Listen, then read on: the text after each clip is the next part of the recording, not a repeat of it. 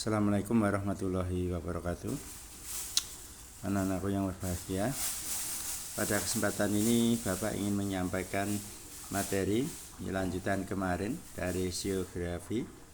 Ya, kalau kemarin kita membahas tentang hidrografi secara langkah-langkahnya, sekarang kita akan membahas hidrografi dari beberapa jenisnya.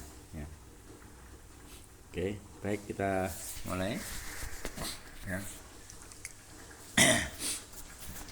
Kita mengetahui ya bahwa hidrografi itu adalah menulis kembali sejarah.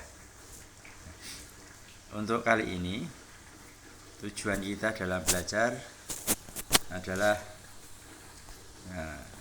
yang pertama adalah menganalisa ciri-ciri dari hidrografi tradisional, hidrografi kolonial, dan hidrografi modern.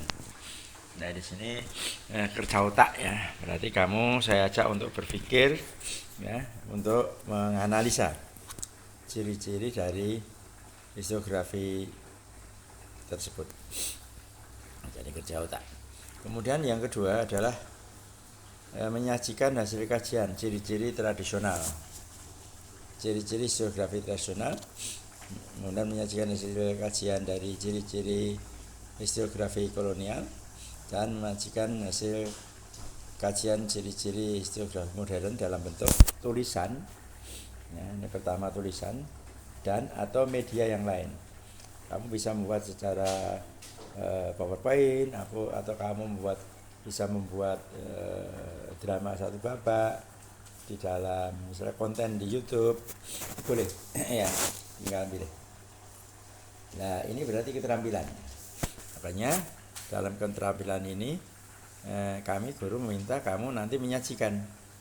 Nah, untuk absen 1 sampai 10 ini nanti bisa menyajikan ciri-ciri hidrografi tradisional, absen 11 sampai 20 ciri-ciri dari hidrografi kolonial, dan absen 21 sampai terakhir membuat ciri-ciri hidrografi modern. Bisa dalam bentuk tulisan atau PowerPoint atau mungkin konten di YouTube ya, video. Oke, kita bahas yang pertama. Pengertian dulu. Kita kemarin sudah bahas tentang pengertian hidrografi secara global ya. Intinya adalah menulis kembali. Tapi di sini kita membahasnya dari ahli ya, melihat pendapatnya ahli.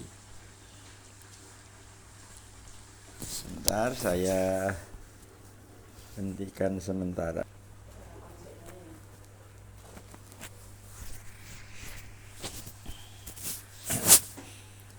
Pengertian hidrografi menurut ahli ya, Louis Gottschalk. Hidrografi adalah bentuk publikasi baik dalam bentuk lisan maupun tulisan mengenai peristiwa atau kombinasi peristiwa-peristiwa di masa lampau. Nah, ini dipublikasikan itu berarti disampaikan ke orang banyak, lisan maupun tulisan.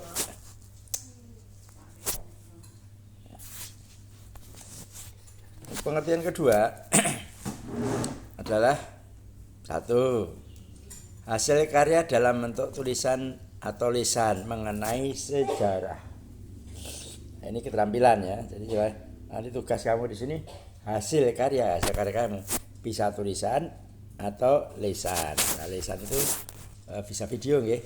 Dan yang kedua, proses penulisannya ini menggunakan penerapan aspek serba interpretatif ya, dalam metode sejarah untuk menyusun sintetis sejarah yang dilandasi oleh penelitian yang sesama melalui heuristik, kritik terhadap sumber, dan seleksi terhadap fakta. Makanya inilah langkah-langkah yang minggu-minggu kemarin sudah kita bahas. Nah, ketiga, kegiatan dalam kerja keilmuan di bidang sejarah. Kegiatan dalam kerja keilmuan sejarah yang menghabiskan tulisan-tulisan sebagai pemikiran teoritis dan metodologis mengenai masalah-masalah dalam penelitian dan proses penelitian sejarah. Nah, di sini tulisan pikiran, jadi otak secara teoritis dan metodologi penelitian. Ini pengertian sejarah atau pengertian historiografi, pengertian penulisan sejarah. Nah, dalam pengertian ini sejarah historiografi tradisional ini pengertian historiografi dibagi menjadi 3. Ada historiografi tradisional, ada historiografi kolonial, ada historiografi modern. Apakah pembagian ini pasti Pak? Tidak. Pembahasan ini dari kacamata kita orang Indonesia nih. Nah, nanti ada historiografi nasional, ya, ada historiografi nasional juga ada. Jadi tinggal kita mau baginya bagaimana. Kita bahas yang pertama tentang historiografi tradisional. Historiografi tradisional ini ditandai atau dimulai sejak zaman kerajaan Hindu-Buddha sampai pada masuk dan berkembangnya Islam di Indonesia. Jadi zaman Hindu-Buddha, zaman Islam. Ini kalau kita lihat rentang waktunya dari abad 1 sampai abad 13. Jadi sejarah tradisional itu kurang lebih berlangsung selama 1300 tahun. Nah, ini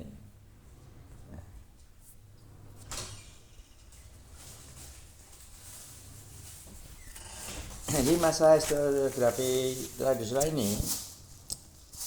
ini masa kerajaan kuno dan penulisnya adalah para pujangga atau orang-orang yang ada dalam lingkungan kerajaan. Di sini merupakan pejabat struktur birokrasi yang bertugas menyusun sejarah. Kalau kita lihat dari background gambar yang Bapak sampaikan, gambar tentang yang pertama itu gambar kerajaan, ya, kerajaan. Di sini Hindu-Buddha. Kemudian gambar satunya menunjukkan orang-orang yang di situ di bawahnya ada batu-batu dan tulisan. Lah itulah mereka pujangga, itulah mereka pejabat struktur birokrasi kerajaan. Mereka diperintah oleh raja untuk menyusun sejarah. Itu batu-batu itu ya. Dulu kan nulisnya tidak di atas kertas ya, di atas batu. Ya. Hurufnya kayak gitu Pak. Ya. Pada waktu itu hurufnya adalah Pallawa. Oke ya. Oke, lanjutkan. Ciri-ciri dari historiografi tradisional: istana sentris, regiosentris, feodalis aristokratis, subjektivitas tinggi, mengandung anakronisme dan dalam penyusunannya bertujuan melegitimasi kekuasaan raja. Kita lihat satu-satu. Istana sentris. Karya-karyanya ini banyak mengungkapkan sekitar kehidupan istana. Bukan kehidupan rakyat, bukan. Kalau filsafat religis magis, raja dianggap sebagai dewa karena dia memiliki kekuatan lebih dibandingkan manusia biasa. Maka sering dikatakan dalam cerita-cerita itu manusia setengah dewa. Nah ini, jadi raja ini keberadaannya sebagai perwujudan dari wakil Tuhan. Kemudian feodalisme aristokratis. Tulisan-tulisan historiografi tradisional itu berfokus pada kehidupan kaum bangsawan feodal, bukan rakyat jelata. Makanya subjektivitasnya tinggi karena hanya menulis tentang kehidupan di sekitar kerajaan, dan itu pun atas perintah raja. Maka tujuannya adalah untuk melanggengkan kekuasaan raja, melegitimasi kekuasaan raja. Dan kebanyakan dibuat secara genealogis atau silsilah. Pada umumnya tulisannya tidak berilmiah, ya, campur baur antara mitos dan tradisional. Dalam waktu tertentu sejarah tradisional kan dibagi dua, ada sejarah Hindu-Buddha modern. Kalau Hindu-Buddha cirinya seperti itu. Ya, ini karyanya Perubatan dari India. Kan ingat ya, sejarah tradisional ini kita hampir sama dengan India. Dan bersifat religio magis tadi sudah diterangkan, bersifat historisentris sudah diterangkan. Contohnya ini buku-bukunya.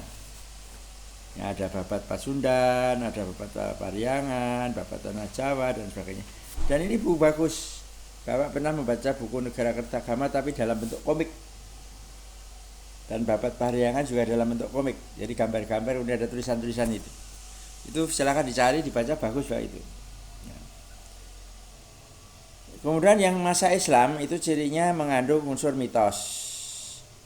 Ya, kemudian sudah kenal ke kronologinya, bersifat etnosentris. Contohnya ini. Nah ini.